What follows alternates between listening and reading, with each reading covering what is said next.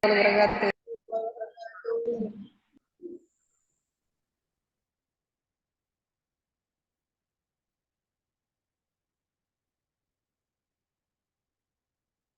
Oke, jadi di pertemuan ke-14 kita UAS tanggal berapa UAS? Tanggal 22, Pak. 22, berarti masih ada satu pertemuan lagi ya, minggu depan ya.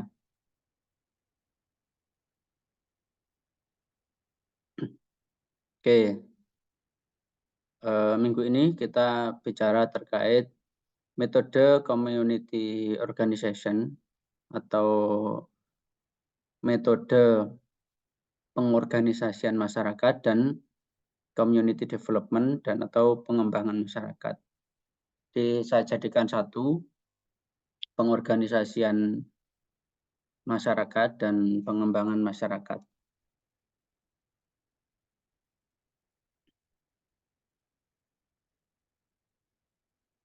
Nah, bedanya kalau pengorganisasian masyarakat itu fokus pada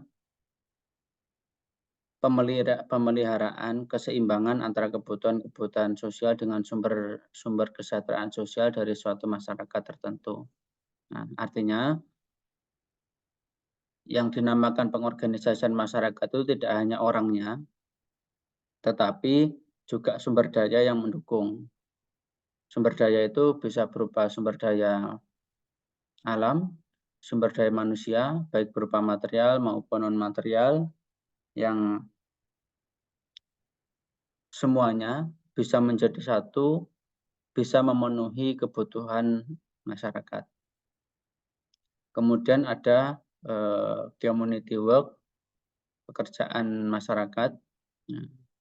Proses membantu masyarakat untuk memperbaiki masyarakatnya melalui kegiatan yang dilakukan secara bersama-sama. Ya, bisa berupa gotong royong, kerja bakti, kemudian solidaritas bersama, dan seterusnya.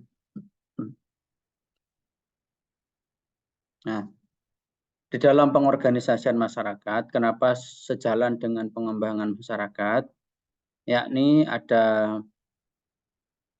proses itu dilalui dengan siklus maupun paradigma yang berkeseimbangan berupa perubahan dari suatu tahapan ke tahap berikutnya. Nah, jadi dari masyarakat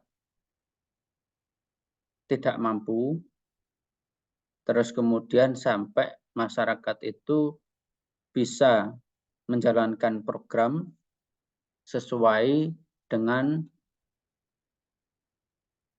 apa yang sudah berjalan, artinya sudah sustainable tanpa harus ada perintah, masyarakat sudah bisa menjalankan. Jadi masyarakat yang pertama perlu didorong untuk bisa berkembang, untuk bisa berpartisipasi, sampai kemudian masyarakat itu sudah sadar bahwa mereka sudah bisa menjalankan apa yang mestinya bisa mereka kerjakan di dalam suatu masyarakat.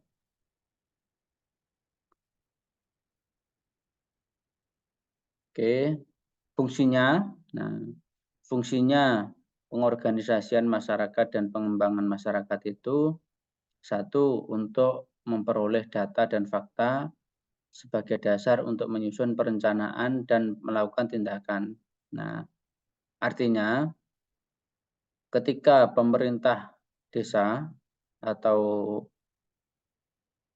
setingkatnya melakukan, katakanlah misal musyawarah desa atau musyawarah dusun, untuk memperoleh bentuk perancangan program, diperlukan keterlibatan masyarakat, sumber daya yang mendukung. Nah, maka dibutuhkanlah data dan fakta yang berjalan, yang sesuai dengan kondisi masyarakat yang ada.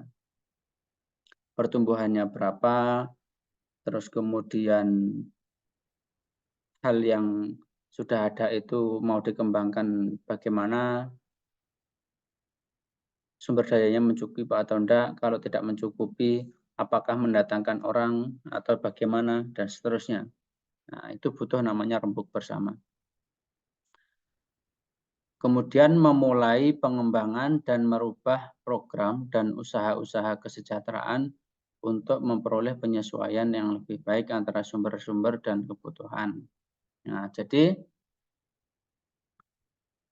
program yang disusun, nah itu punya tujuan untuk kesejahteraan. Kesejahteraan diperoleh dari penyesuaian berbagai sumber daya, dari masyarakat itu tidak boleh ada yang tertinggal, satu sama lain harus terlibat, disamakan porsinya, bagaimana masyarakat berdaya di masing-masing sektornya, masyarakat bisa bekerja sesuai dengan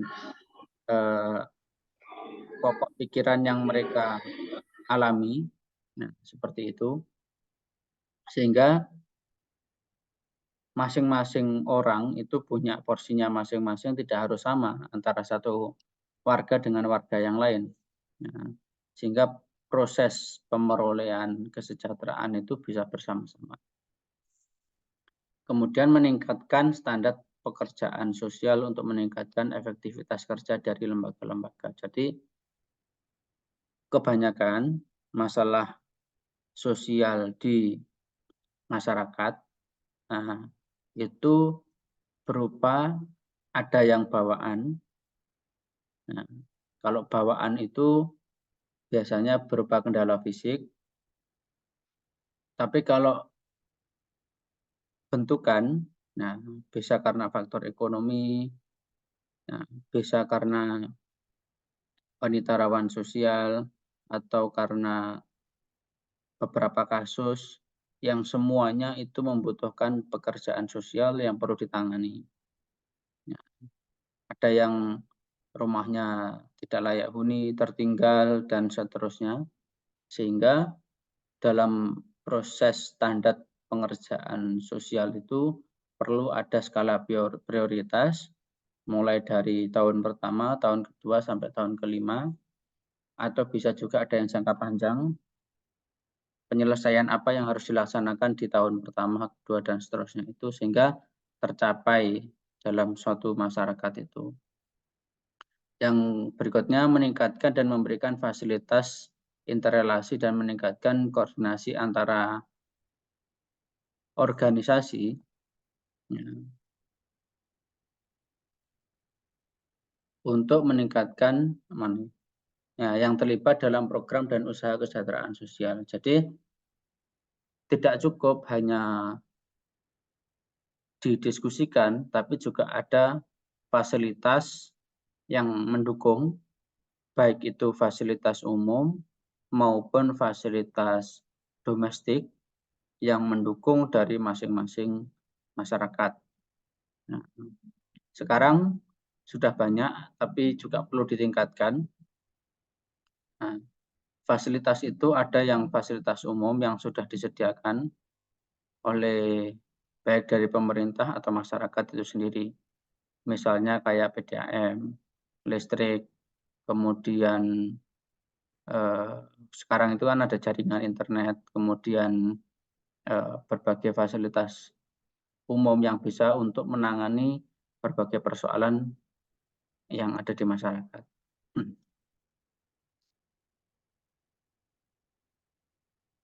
Kita lanjut ke, nah ini model pendekatan atau intervensi. Ya.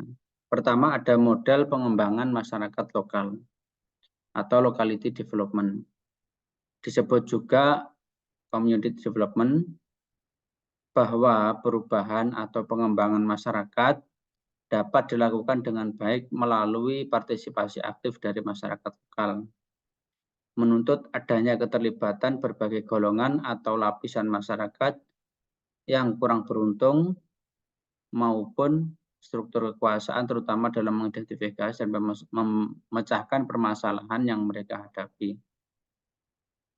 Jadi terkadang masyarakat itu mendapatkan intervensi dari struktur kekuasaan atau pemerintah atau berbagai hal yang kemudian menjadikan mereka kurang beruntung di dalam mengakses program, mengakses berbagai hal, termasuk persoalan sosial, ekonomi, sosial, kebudayaan, dan seterusnya tadi itu.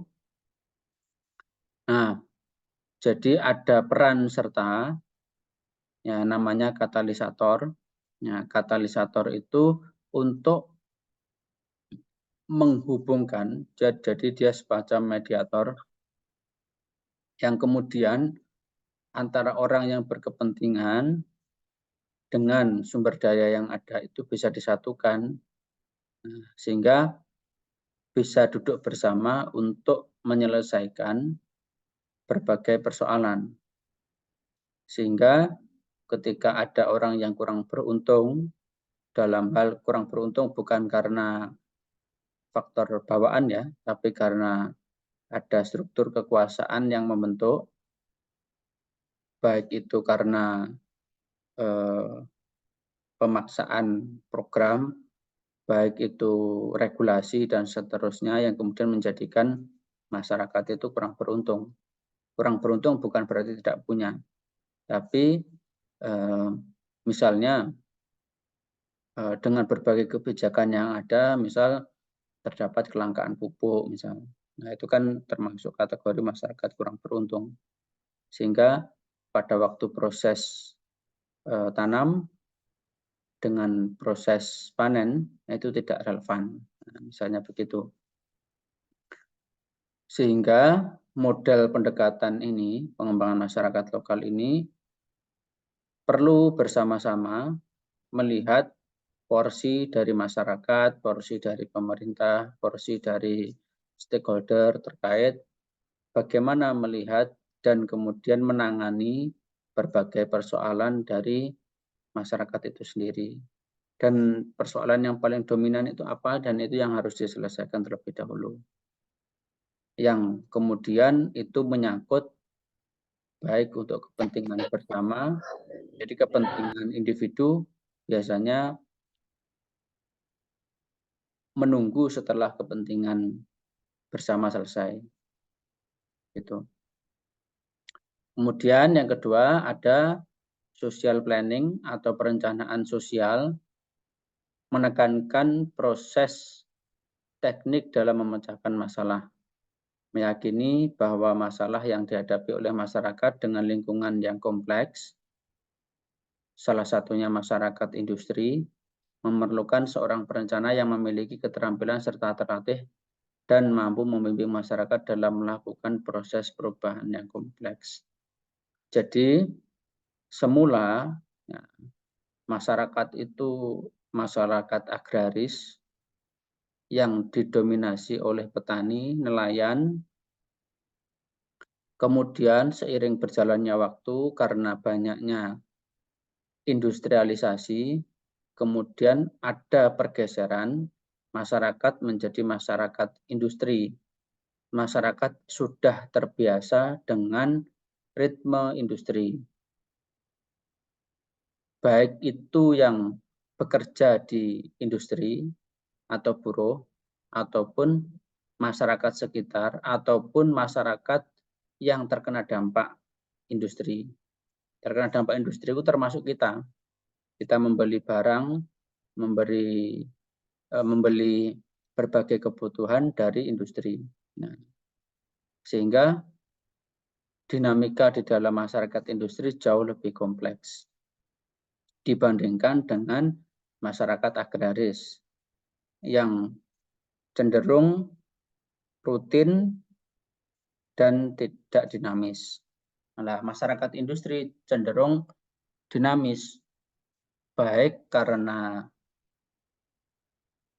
dipicu oleh masalah konflik atau dipicu oleh modernisasi, sehingga di dalam proses melakukan perencanaan sosial pun itu juga memerlukan berbagai hal.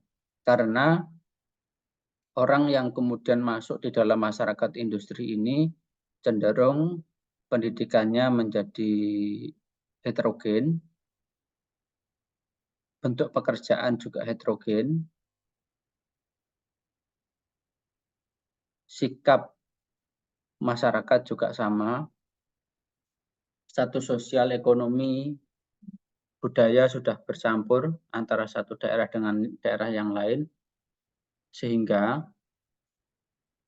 dibutuhkanlah bentuk perancangan sosial di mana pembagian wilayah secara geografis, misal Mojokerto, misal Surabaya, terus kemudian Gresik, kemudian Sidoarjo dan wilayah sekitarnya yang kemudian banyak didominasi oleh industri. Nah, kalau tidak dilakukan perancangan sosial, maka ada penumpukan masyarakat. Contohnya apa? Kemacetan, pemukiman yang penuh oleh satu masyarakat karena mereka saling berebut, maka dibutuhkanlah perencanaan sosial bagaimana mengontrol laju kebutuhan masyarakat itu sehingga bisa ditata dengan baik. Nah, ini biasanya membutuhkan berbagai stakeholder, tidak hanya masyarakat, tapi juga pemerintah, industri, dan masyarakat secara umum untuk bisa saling mengontrol sehingga bentuk laju pertumbuhan penduduk itu bisa, kalau tidak bisa terpaksa tidak bisa dikontrol, minimal bisa dikendalikan. Seperti itu. Itulah yang kemudian menjadikan pergeseran dari masyarakat pedesaan kemudian menjadi masyarakat perkotaan, kemudian menjadikan masyarakat menjadi cenderung memilih urbanisasi, seperti itu. Kemudian ada model aksi sosial atau social action. Model ini memiliki pandangan bahwa di dalam masyarakat yang bersangkutan terdapat bagian atau kelompok yang kurang beruntung, dalam artian tertindas, yang perlu dibantu diorganisasikan dalam rangka menekan struktur kekuasaan yang menindasnya. Ini seperti yang pertama tadi, yang saya jelaskan tadi, dilakukan untuk memperoleh sumber-sumber atau perlakuan yang lebih baik sesuai dengan asas demokrasi dan keadilan. Model ini sering dilakukan untuk melakukan perubahan pada institusi, utamanya ekonomi, pasar, maupun kebijakan. Jadi, ketika pada model aksi sosial ini, siapapun bisa menjadi korban, atau bisa jadi menjadi kurang beruntung, ataupun tertindas. Bisa karena faktor gender, bisa karena faktor pasar, faktor kebijakan, redistribusi, dan bentuk kekuasaan yang lain, yang satu mendominasi dan yang lain didominasi. Ada yang menindas, ada yang ditindas. Sehingga jika mengalami kondisi masyarakat semacam ini, maka diperlukanlah model aksi sosial, bagaimana ada bentuk aksi advokasi, ada negosiator, ada partisipan, dan berbagai lapisan masyarakat yang bisa menekan bentuk dari penekanan struktur kekuasaan itu, karena struktur kekuasaan itu kalau berdasarkan regulasi itu jelas dampaknya. Tapi kalau struktur kekuasaan karena dibentuk oleh budaya, maka itu lambat, tapi melekatnya jauh lebih kuat. Misal contoh, struktur kekuasaan karena budaya itu ya contohnya misal patriarki, atau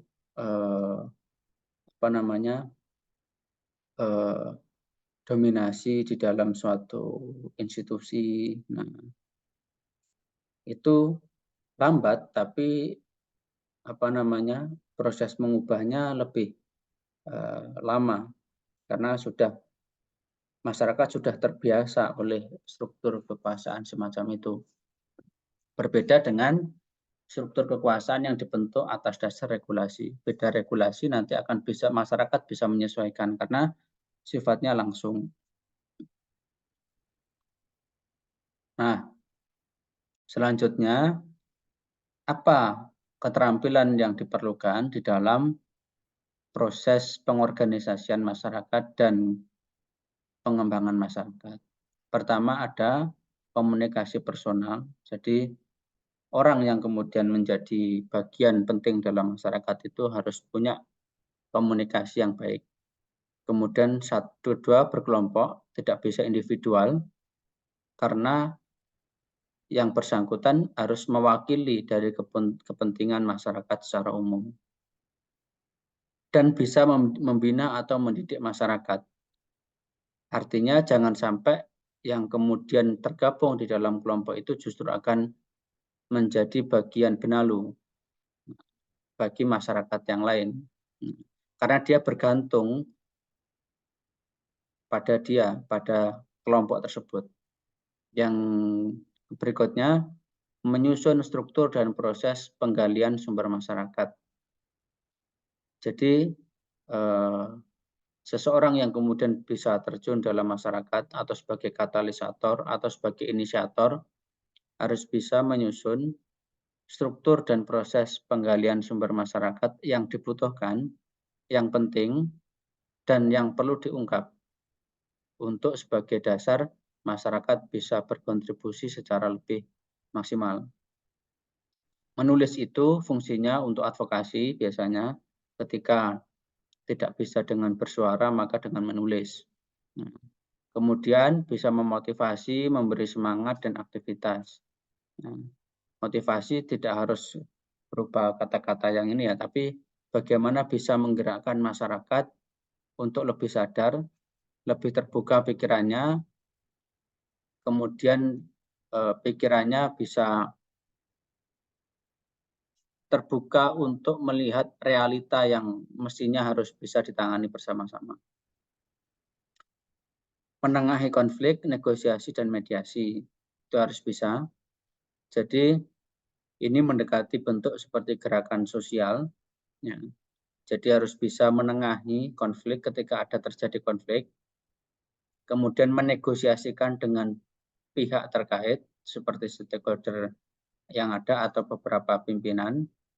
Kemudian bisa memediasi. Nah, memediasi ini tujuannya bisa menyelesaikan masalah. Nah, yang berikutnya representasi advokasi itu jelas. Representasi itu tujuannya kekuasaan, advokasi nanti bentuk apa yang harus disampaikan kepada pihak yang berkuasa. Kemudian presentasi masyarakat, bagaimana bisa menyampaikan isu, ya. Kemudian bekerja dengan media, artinya isu terkait tersebut harus bisa ya, disampaikan kepada media karena media menjadi jembatan untuk bisa mengubah cara pikir masyarakat. Nah, dengan bahasa media itu kemudian bisa menggeser, bisa menggerakkan ataupun bisa membatasi masyarakat untuk melakukan sesuatu. Nah, itu fungsi media.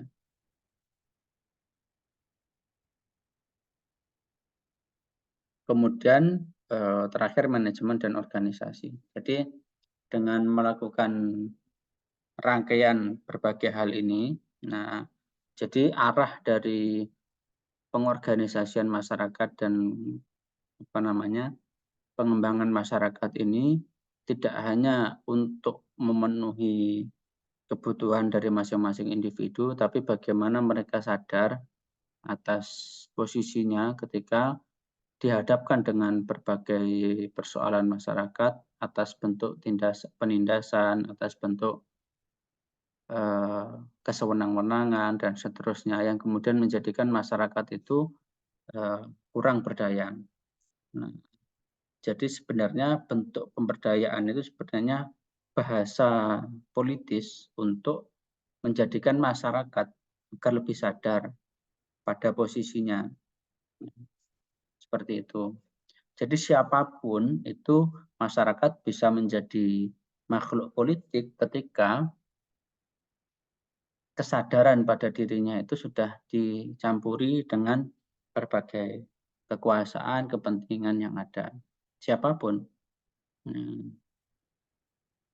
Ada baik dari nelayan, baik dari petani, baik dari apalagi dari masyarakat industri, jauh lebih kompleks seperti itu. Oke.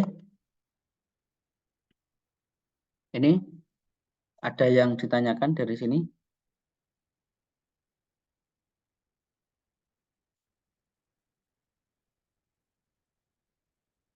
Ada? Belum ada, Pak. Oke, kalau nggak ada, saya beri tugas ya. Atau saya tanya? Nah, saya beri tugas saja. Untuk bahan kita diskusi minggu depan. Nah,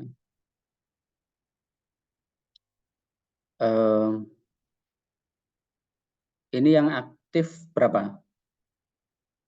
Yang biasanya sering masuk berapa? Berapa orang? Ada 15? Kurang lebih segitu, Pak. Oke, 15 bagi 5. Bagi 5 ya, silakan dikoordinir sendiri. Ya.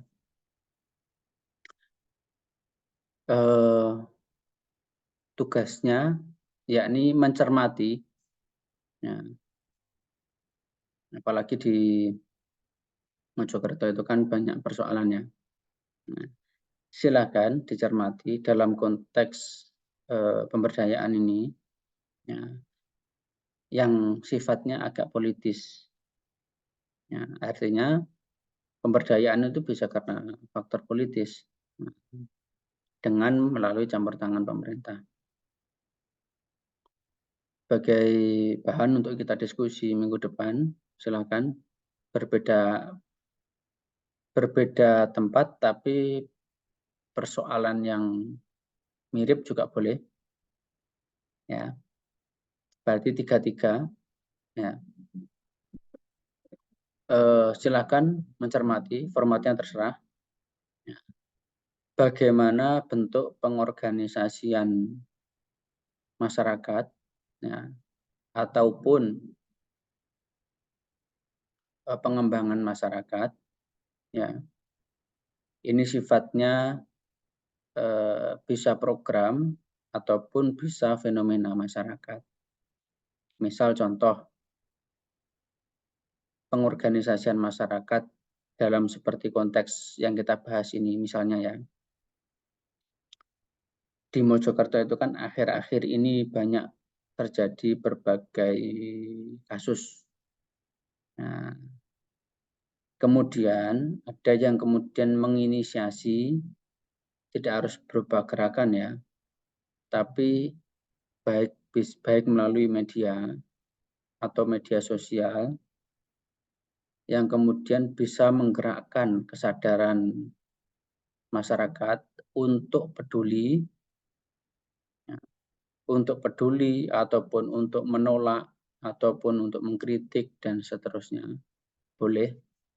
Poinnya adalah upaya dari satu orang atau inisiator yang kemudian bisa menggerakkan masyarakat, itu namanya pengorganisasian masyarakat, sehingga masyarakat itu bisa sadar, bisa peduli, ataupun bisa tergerak untuk kemudian tidak harus terlibat secara fisik, tapi bisa juga terlibat secara emosional, dukungan, dan macam-macam. Nah, misalnya terjadi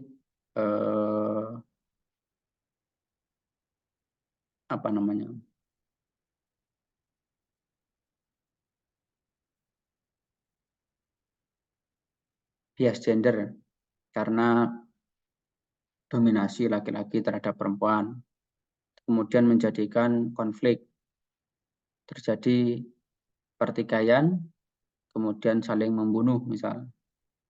Nah, ini kan banyak kita temui sekarang. Nah, kemudian ada orang yang kemudian tergerak tergerak, ada yang kemudian ini terjadi dinamika ya, ada yang kemudian saling peduli pada yang satu, ada yang kemudian mengkritik pada yang lainnya. Nah, terjadi dinamika yang banyak dari masyarakat, tapi ada kemudian yang menginisiasi bagaimana memobilisasi berbagai masalah tersebut, baik melalui keterlibatan masyarakat ataupun keterlibatan dari aparat dan sejenisnya. Itu salah satu contoh. Ataupun menyikapi berbagai persoalan, misalnya buruh pabrik yang terkena PHK misal, atau kemudian ada kritik dari masyarakat, ataupun masalah penanganan sampah, nah, ataupun masalah sanitasi yang kemudian menjadikan masalah dengan fasilitas umum yang kemudian menjadikan masalah bersama, ya. Atau misal kondisi jalan raya, ya. Atau ya hal-hal yang kita alami lah, atau selama kamu pulang pergi dari kampus ke rumah atau dari mana melihat itu, nah, itu bisa kamu amati. Nah, begitu ya. Oke, bisa dipahami? Bisa, Pak. Oke. Ya, ada yang ditanyakan dari situ. Belum ada, Pak. Oke. Jadi langsung aja nanti minggu depan kita diskusikan apa yang kamu amati. Bisa jadi yang kamu amati itu saya belum mengamatinya, sehingga kita bisa berdiskusi terkait beberapa persoalan ya, di wilayah Mojokerto aja, tidak usah jauh-jauh. Syukur-syukur kalau mau menjangkau wilayah yang lain juga boleh. Jadi pada poinnya, pada intinya adalah bagaimana ada terjadi proses pengorganisasian masyarakat. Jadi organisasi dengan pengorganisasian itu beda ya. Kalau organisasi itu ada strukturnya, rata-rata berbentuk formal, tapi kalau pengorganisasian itu tidak harus. Jadi upaya menggerakkan masyarakat itu namanya pengorganisasian. Sehingga tujuannya adalah masyarakat sadar, masyarakat peduli itu. Poinnya di situ. Sehingga pada tujuannya adalah proses pengembangan masyarakat. Masyarakat menjadi dinamis, menjadi terbuka pikirannya untuk bisa melihat suatu fenomena lebih kompleks. Atau juga bisa masalah pilpres juga boleh.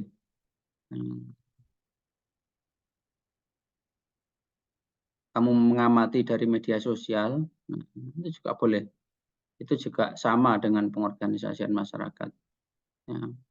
Yang satu menggerakkan untuk ke nomor 1, yang satunya menggerakkan untuk ke nomor 2, yang satunya lagi menggerakkan untuk ke nomor 3, dan seterusnya. Nah, hal-hal semacam itu. Oke ya.